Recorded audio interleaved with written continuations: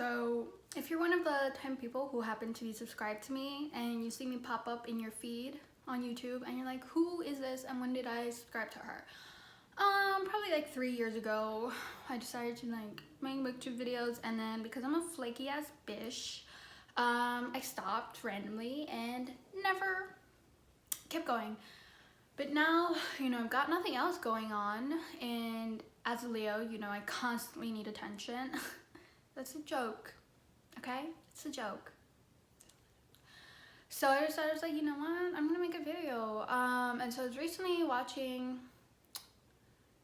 a video by Read with Cindy, who I stayed up at until 5 a.m. to binge all her YouTube videos because she's amazing, an icon we stan.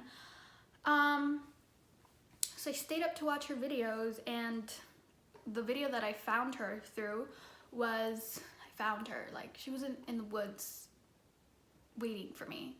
The video that led me to her was her talking about consumerism on Booktube, and that's a topic that I think about a lot just because growing up as a reader, I would always like, I need to own my books. I can't borrow from the library, and it's not because I'm being like elitist or whatever, like, oh, I don't buy my books. I struggle a lot with being a germaphobe. Like I'm legitimately germophobic.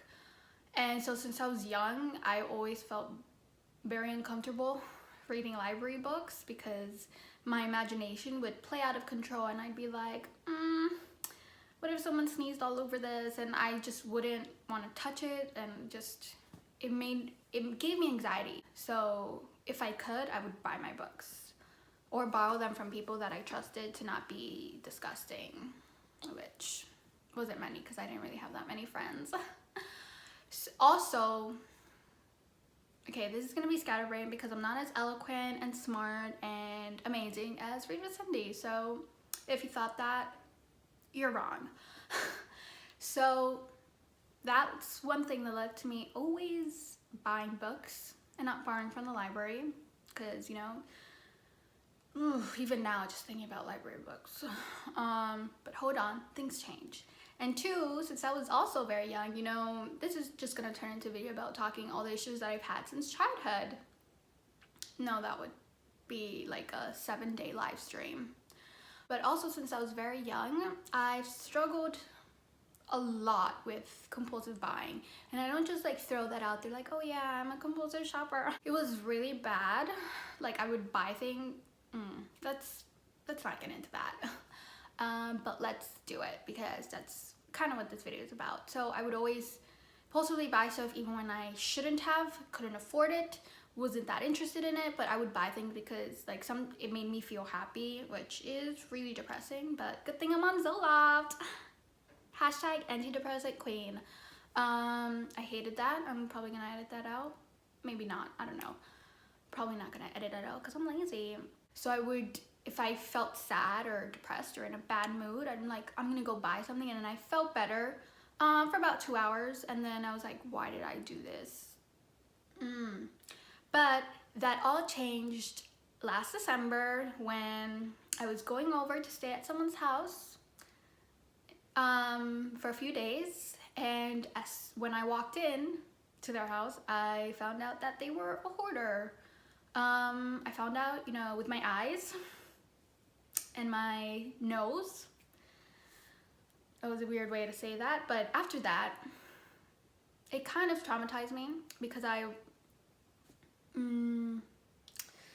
saw a lot of myself in that person, a lot of my habits, and then I did a lot more research into hoarding, as a mental illness, and a lot of the reasoning and the logic that they have. I saw myself going down that path, and I was shook. I hate using that word, but I was. Literally, I came back and I got rid of half of all my clothing. And so I started reading like The Life-Changing Magic of Tidying Up by, can't remember, something Mari Khan, I don't know. But the whole thing, actually, shout out to Thoughts on Tone, one of my favorite booktubers, because she did a unhauling video where she was talking about the method, and I was like, what the fuck is that? So then I googled it.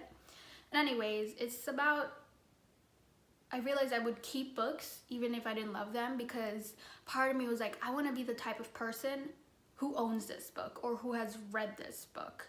Not because I genuinely cared for it or felt happiness when I had the book. Like, for example, I kept Catcher in the Rye even though I read it like 5 years ago, and I fucking hate it. I know a lot of people love it, but ugh. I kept it because I was like, oh, I have Catcher in the Rye. I've read it. Like, I don't care. I don't want it anymore. So that led me to work a lot more on my compulsive shopping habits. And also what helped me is I discovered Libby, or through Overdrive, which is you can borrow books from your library. Like, you can borrow ebooks and audiobooks. So it's like, I can read from the library now without having an anxiety attack. Cool, right? In my head I had an idea of what this video was gonna be and how it would go, and now it just seems like I'm all over the place. So if you're watching this, I'm sorry. I don't know what else you want from me right now.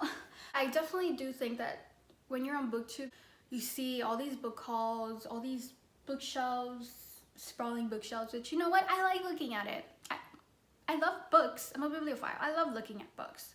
So that, and there is this sense like, oh, I need to buy books. I need to do this. You don't have to. In this whole year, I bought 4 books. 2 of those, you know what, let's not go there right now. There is this sense of, oh, I need to have all these books to be a valid booktuber. Like, I really just don't care if you have a lot of books. Like, do I pay your bills? Do I pay your rent? Do I pay your Netflix account? No. So just your problem or your fun time. Doesn't bother me at all. And if you own 1 book, I mean, that's cool. I mean, minimalism is better for the environment. Yeah, and also it leads me into my next point. Owning a lot of books isn't that great for, trees, but I shouldn't talk because how many dead trees are on my shelves? When you discover Booktube or the book community on YouTube, you definitely feel like not encouraged directly from people, but there's this sense like, oh, I need to buy all these books. And for me, when I first started watching Booktube years and years ago, I bought all these books, but it was because before Booktube, I would feel like this anxiety buying books, because I'd go into Barnes Nobles and look around and be like, I don't know what book I want to read, and my mom's rushing me because she's like, if you don't pick something out, then we're just gonna go and you're not gonna get a book.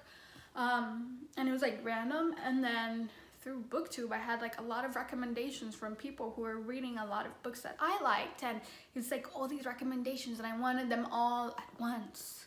If you have the means, and even if you don't, it's really your life. But yeah, this was just me talking about how I changed through a mildly traumatizing experience. I'm back. I'm filming on my phone, and my mom just called me. How dare she? Just kidding, she paid my phone bill. This video was me talking just because apparently I love the sound of my own voice and have nothing else to do. If you're related to anything I said about, your buying habits and like the need, like this weird need to buy books, especially when you discover Booktube or when you watch a lot of videos, yeah, comment down below. And you don't feel bad if you can't buy all those books or you don't really like to do that. Like, do you. Like, the older I get, every year that I get closer to death, I give less of a fudge about everything else. So, and you should too, because we're all gonna die someday. Maybe tomorrow if World 3 starts, thanks to you know who. Wow, this is really going off the rails. Let's see if I can salvage anything from this footage when I edit it, or maybe it's all just me being a freaking dumbass. Probably the latter. Bye. In the videos that I made like 3 years ago, I'd be like, okay, bye, have a nice day. Links in my bio, comment down below, subscribe. Now it's just, sorry, I really don't care. Like, I haven't washed my hair in a while, man. So do what you want. Bye. I hated that. Like my Snuggie. It's really cold in my room, and also I'm not wearing a bra, and I kind of didn't want to show that, so I just decided to put this on.